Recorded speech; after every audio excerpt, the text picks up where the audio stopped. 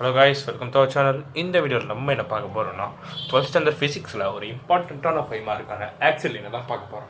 So வாங்க video பார்க்க போகிறோம். டயக்ராம் வந்து ஆக்சியல் லைனில் ஃபஸ்ட்டு அதை நீங்கள் வந்து மெமரைஸ் பண்ணிக்கோங்க. ஆக்சியல் லைனோட கான்செப்ட் அப்படின்னு நான் சொல்லித்தரேன். ஆக்சியல் லைன் என்னன்னா, 2 எலக்ட்ரிக் ஃபீல்டு, ஒரு பாசிட்டிவ் எலக்ட்ரிக் ஃபீல்டு இருக்குது, ஒரு நெகட்டிவ் எலக்ட்ரிக் ஃபீல்டு இருக்குது. இதோட டோட்டல் வேல்யூவை கண்டுபிடிக்கிறது தான் நம்ம ஆக்சியல் லைன்னு சொல்கிறோம். ஸோ பாசிட்டிவாக அலைன்ட் இருக்க எலக்ட்ரிக் ஃபீல்டோட வேல்யூ என்னன்னா 1/4 pi epsilon naught q by r minus a whole square along BC. இந்த பிசியை நம்ம பி கேப்னு சொல்லணும். மைனஸ்க்கு ஒரு பெரிய வித்தியாசம் இல்லை. ஒரு மைனஸ் பாசிட்டிவ் சார்ஜில் இருக்கிறத அப்படி நெகட்டிவ் சார்ஜில் போட்டால் முடிஞ்சிச்சு. -1/4 pi epsilon naught q by r plus. இந்த இடத்துல நீங்கள் நோட் பண்ண வேண்டிய விஷயம் என்னன்னா, ஆர் மைனஸ் ஏன்னு வரும். அதாவது பாசிட்டிவாக அலைன்ட் இருக்க சார்ஜுக்கு ஆர் மைனஸ் ஏ, நெகட்டிவாக அலைன்ட் இருக்க சார்ஜுக்கு R plus a the whole square. ஓகேவா? சிம்பிளான கான்செப்ட் தான். இதை தெரிஞ்சுக்கிட்டீங்கனாலே இந்த சம் ஈஸியாக பண்ணிடலாம். ஸோ நம்ம இப்போ 2 ஃபார்முலாவே பார்த்துட்டோம். அந்த 2 ஃபார்முலாவை எப்படி ஜாயின் பண்ணுறது, அதாவது டுகெதராக எப்படி எழுதுறதுன்றத பார்க்க போகிறோம். Total value of axial line கண்டுபிடிக்கிறதுக்கு E total equal to E vector plus E minus vector. ஓகேவா? ரெண்டுத்தையும் ப்ளஸ் பண்ணணும், 2 வேல்யூ.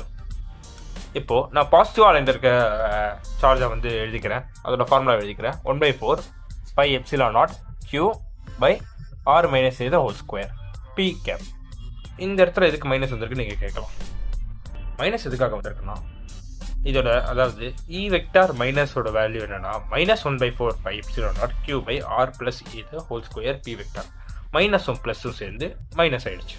ஓகேவா? இப்போது இதில் வந்து 1/4 pi epsilon naught நம்ம காமனாக வெளியே எடுத்துடலாம். க்யூவையும் எடுக்கணும், அதே மாதிரி பி கேப்பையும் எடுக்கணும்.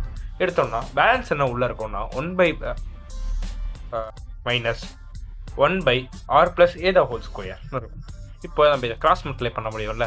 கிராஸ் மல்டிப்ளை பண்ணுறோம். கிராஸ் மல்டிப்ளை பண்ணும்போது நமக்கு என்ன ஆகும்னா, கீழே இருக்கிற r plus a the whole square மேலே போகும். அதே மாதிரி இந்த பக்கம் ரைட் சைடு லெஃப்ட் சைடில் இருக்க r minus a the whole square வந்து மேலே இந்த பக்கம் வரும்.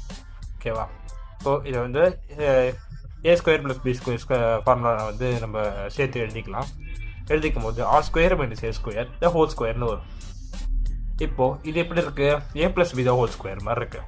இதை நம்ம எக்ஸ்பேண்ட் பண்ணலாம்ல. எக்ஸ்பேண்ட் பண்ணுறோம் அடுத்த லைன். அதே மாதிரி இதையும் எக்ஸ்பேண்ட் பண்ணுறோம். ஓகேவா? a ஸ்கொயர்ன்றது நெக்லிஜிபிள் ஆகிடும். இந்த இடத்துல a ஸ்கொயர் நெக்லிஜிபிள் ஆகிடுச்சுன்னா r ஸ்கொயர் த ஹோல் ஸ்கொயர்னு இருக்கும். r square the whole square வந்து r⁴. இதை நம்ம இங்கே எழுதிருக்கு. ஓகேவா? இதை ஃபஸ்ட்டு சால்வ் பண்ணிட்டு போகலாம்.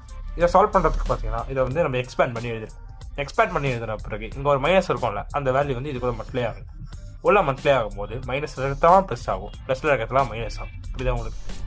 இப்போது ப்ளஸ் ஆர் ஸ்கொயர்ன்றது மைனஸ் ஆர் ஸ்கொயராக மாறும்.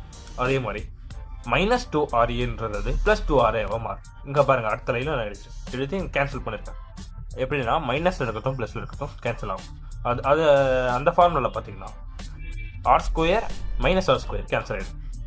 Plus a square minus a square cancel ஆகும். பேலன்ஸ் என்ன இருக்கும்னா நமக்கு 2ra plus 2ra plus 2ra பார்த்தீங்கன்னா 4ra நம்ம வந்து கன்சிடர் பண்ணிக்கலாம்.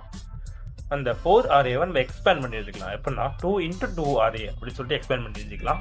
இப்போது r மேலே இருக்குது, கீழே இருக்குது, டிவைடில் இருக்கிறதுனால நம்ம அதை கேன்சல் பண்ணிக்கலாம். அதை கேன்சல் பண்ணோம்னா நமக்கு r⁻3 ஆகும். r ஸ்கொயரை கேன்சல் பண்ணோடனே பேலன்ஸ் வேல்யூ என்ன இருக்கும்னா q/4 pi epsilon naught 2 × 2a by r³ p vector வெளியே இருக்கும். இந்த க்யூவையும் இந்த p கேப்பையும் உள்ளே கொண்டு வந்துட்டோம்னா 2aq p கேப்னு இருக்கும். இதை நம்ம எப்படி எழுதலாம்னா p வெக்டார்னு எழுதலாம். ஓகேவா? அதனால p வெக்டார் அங்கே போட்டுக்கோ முடிச்சு. இதுதான் வந்து ஆக்சியல் லைன். ஈஸியான கான்செப்ட். இது எழுதிங்கன்னா உங்களுக்கு 4 மார்க்ஸ்லேருந்து 5 மார்க்ஸ் வரைக்கும் கொடுப்பாங்க. கொஞ்சம் தியரி எழுத வேண்டியது இருக்கும். அதை மட்டும் படிச்சுக்குவோம். அவ்வளோதான் முடிச்சு.